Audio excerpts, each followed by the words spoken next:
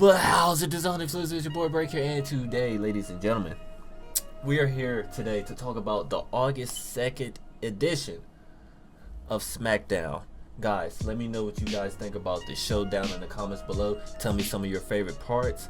Let me know what you guys think about SummerSlam, because this is Sunday that I'm recording this, but yeah, I have my notebook here, and let's talk about it. Yeah.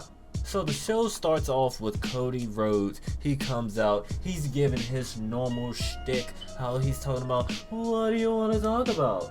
We want to talk about. But look, we're going to get to that. But Solo Sikoa, he comes out. You know, they're having their little banter back and forth. And Solo's talking about, I'm dangerous. You need to take me serious, because I am the Weeknd.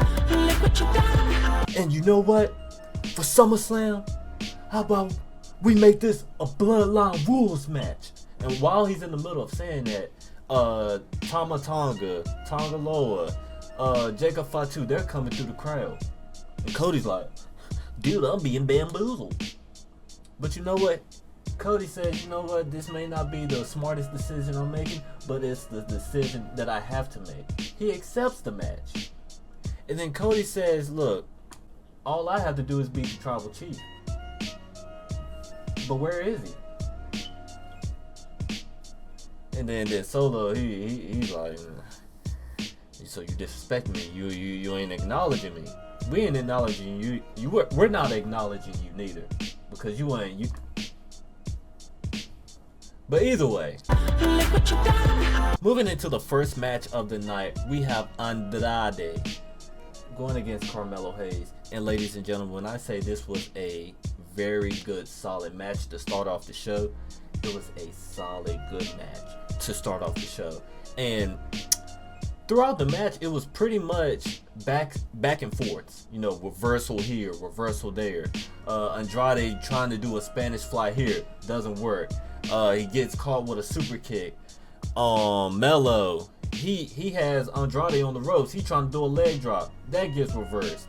And there were so many moments where you're like, okay, who's going to catch the edge? And then there was at the moment at the end of the match where they're doing a roll-up sequence. What was it? Hayes has he's over Andrade. Andrade sweeps the legs, gets his back. Next thing you know it, 1, 2, 3. Andrade gets the win of the match. Honestly, this is definitely we're going to get more out of this, because Andrade didn't get the clear-cut win. You didn't knock him out, so to speak. You only got the little sweep up win. So there's definitely more coming into that match, and I can't wait for it. Hopefully we can get at least like a pay-per-view match out of that if they build it right. But I don't know. You guys let me know what you think. And then going into the second match of the night, we have Apollo Crews going against none other than Santos Escobar. And Santos, he wasn't even gonna give Apollo the chance to even breathe. He automatically assaults Apollo, getting him the good old Navy stomp down, the beat down, all that. But not to say that Apollo didn't have any shining moments in the match. He did. It just since they had such a run time, he really didn't get much of a chance to shine. But when he did have his little shining moment, Humberto, Garza, they interfered. Baron Corbin, he did try to help, but I mean, it's a 2-on-1 assault, so wasn't much he could do.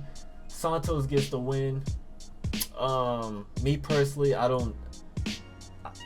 think this was a filler match, because anytime you see Apollo Crews, it just says filler. I wish there was more for him, but when are we getting it? The brother barely talks, so we're not getting much there. He's a great in-ring talent, but once again, we need vocals, buddy. And without vocal skills, you really don't have much going for you. And then we move on into the next in-ring segment, which was Logan Paul. He's in his home crowd. You know, pretty much this whole home crowd thing, this really wasn't nothing much to really write about. He's just there to hype up the crowd. He's like, yeah, this is my hometown.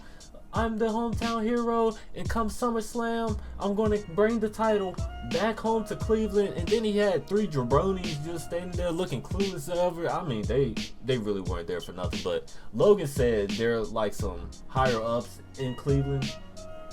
Come on now, we don't believe that shit. But then Logan Paul unveils his little custom-made banner that they were going to hang up in the Cleveland Stadium. And then once it drops, there was a picture of him. But then it has YEAH on it. And if you don't know what that says, it's pretty much saying, yeah!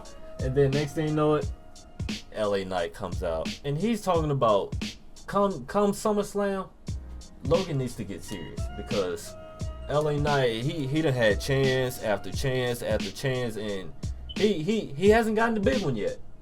So come SummerSlam, LA Knight is on straight business. He is not coming to play. He's at another big stage, and he is not leaving without a W. And then for the time being, he said, I'm gonna need some collateral until SummerSlam. So he goes in the back, looks for something that he can just hold on to, or at least destroy something. Come SummerSlam. And then he sees this big ass blue prom truck, and he takes it. Logan tries to stop him, but for some reason he didn't. Like, if you literally go back and watch, Logan made it to the truck. All he had to do was just jump on it, but he didn't. Like, buddy, I mean, me personally, LA Knight, you could have brought me that truck because I kind of need it. Yeah, next we get the women's tag team championship match between Bianca Belair, Jade Cargill, going against the defending champions of Isla Dawn and Kaylee Ray. I'm not calling her Alba Fire. I prefer Kaylee Ray better. But Dawn and Fire, they attack Jade and Bianca out the gates. They was like, no, screw that. We need the upper hand advantage. These some strong motherfuckers right here. But honestly, it didn't work at all because they had the plan scouted. It didn't work. Cargill and Belair, they get the upper hand going into the match. Jade throwing out them big ass boot kicks that she always doing, and then both ladies, they showing off their strength. You know, I'm gonna get there one day. I'm gonna be just carrying people around the gym like this one time. I mean, when you doing this in the ring, that's crazy, and it's not to degrade it, not to degrade anyone, but when you see women doing that, that's tough. But one of my favorite moments in the match was when Bianca got the hot tag, and I think Dawn was in the ring. You know, Bianca, she, boom, boom, boom, getting the clotheslines, getting the kicks in. And then Bianca picks up Dawn, and I mean, Belair had so much steam. She was marching while having Dawn in the suplex position. I'm like, wow, this is astronomical, to say the least. But honestly, the match, it got ruined. Blair Davenport, she interfered, causing the DQ. And when I say, I was like, damn, man. Like, why did this have to happen? I personally felt like Belair and Cargill, they were about to get the belts back, but Davenport had to ruin it. But it does continue the story. The story always continues. So now we got Davenport, Alba Fire, Kaylee Ray working together. And this is going to bring in the whole Naomi thing with Cargill and Belair. So I'm very interested into seeing what happens next in that little story. And then we get the backstage segment between Nia Jax and Little Miss Tiffy Time. Pretty much this segment, all it was just unveiling the new briefcase that Nia gave Tiffany. And might I say, look, if I had the extra bit of cash, hey, I would have got it. I'm just saying, because it's a pretty cool souvenir. And look, while I was watching it, like 5 minutes after it being unveiled, they had it for sale on the WWE shop, like a clean 130. I was like, I mean, hey, that's pretty nice. I would like to have it. Call me whatever, but you can't call me broke. And then we got the final match of the night, which was the tag teams being defended between the champs, DIY, defending it against the Bloodlines, Tama Tonga and Jacob Fatu. And this match actually, it surprised me, outcome-wise. Match-wise, it was pretty solid. Nothing too much to brag about, nothing too much to gripe about, other than that one little mishap that happened between Tommaso and Tonga. He was pretty much going for like the back way roll-up, but Tonga went forward. But they still recovered it by, like, once he went forward, he did like a little wiggle, and then Ciampa eventually got back on top for the cover. But Jacob Fatu, oh my gosh, he's still shining.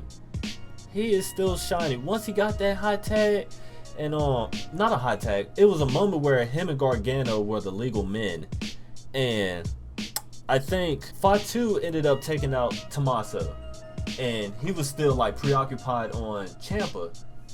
Gargano hits a poison Rana on Fatu. He sold it for like a hot second, and then he's like, oh no, I'm back. And then he doing all of that. Super kicks Gargano. Gargano goes into the ropes. Comes back. Samoan drop. That's not it. Top rope. Moonsault. Boom. 1, 2, 3. We have new champs. Okay.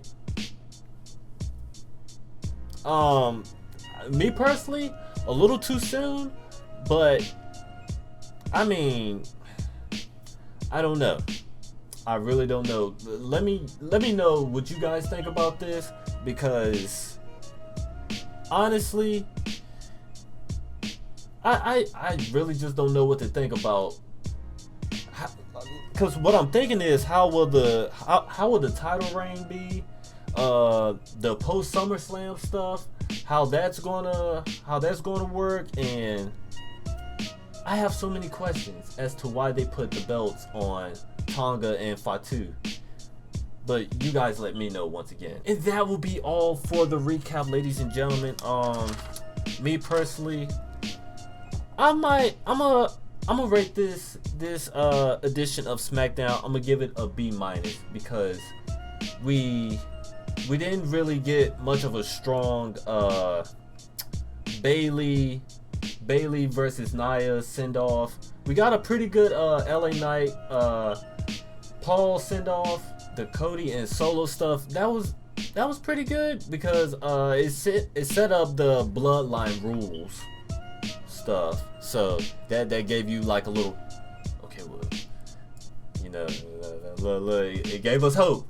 It gave us hope. But yeah, I'm sticking with the B- thing, because I felt like some of the matches were filler, and then some of the matches that were going into SummerSlam, we got a little bit furthering into that.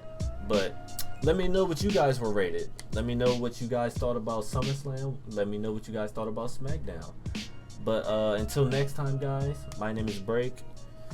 Keep taking notes on wrestling and watch wrestling. Yeah!